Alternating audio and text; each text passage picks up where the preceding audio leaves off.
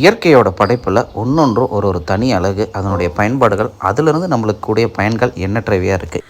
மூங்கில் மரத்துக்கு அடுத்தபடியாக அதிக ஆக்சிஜனை வெளிப்படுத்துறதும் இந்த புங்க மரம் தான். அது மட்டும் இல்லை, புவி வெப்பமயமாவதிலிருந்து தடுக்கிறதும் இந்த புங்க மரத்தோட பங்கு அதிகமாக இருக்குது. இதனாலேயே பள்ளிக்கூடங்களிலும் வீட்டின் முன் சாலை ஓரங்களிலும் அதிக அளவில் இந்த புங்க மரம் நடப்பட்டு வளர்க்கப்படுகிறது. நிழல் தரும் சிறந்த மரங்களில் இந்த புங்க மரமும் ஒன்று அப்படிங்கிறதுல எந்த ஒரு மாற்றமும் இல்லை. இந்த புங்க மரம் ஒரு மாதத்துக்கு முன்னாடி வரலாம் நம்ம மாடு கட்டுறது கூட நிழலில் தலைப்புறம் கொட்டி வெறும் மரமாக நின்றுது. ஆனால் இந்த மாதம் பார்த்தீங்கன்னா ஃபுல்லாக துளிர்விட்டு அதில் அரும்புகளில் பூக்கள் வந்திருக்கு. மாடு கட்டு நிழல் மட்டும் இல்லைங்க, இதில் இருக்க அந்த பூக்களில் இருக்க தேனை சேகரிக்கிறதுக்காக தேனீக்கள் அத்தனையும் இந்த மரத்தை சுற்றி வட்டமிட்டுக்கிட்டே இருக்குது. தேனீக்கள் ஒன்றும் உள்ளே பறக்கிற அழகும் அதனுடைய சவுண்டும், அது மட்டும் இல்லை அந்த பூவில் உட்காந்து எடுக்கிற தேனுடைய அழகும் பார்த்தீங்கன்னா அழகாக இருக்கிறத விட நம்ம கட்டுத்தரையில் மாடு கட்டுறதுக்கு ரொம்ப பயனுள்ளதாகவும் இருக்குது. உங்கள் கட்டுத்தரையில் கட்டுத்தரை பயன்பாட்டுக்கு என்ன மரம் வளர்த்துறீங்க அப்படிங்கிறத மறக்காமல் கமெண்ட் பண்ணுங்கள்.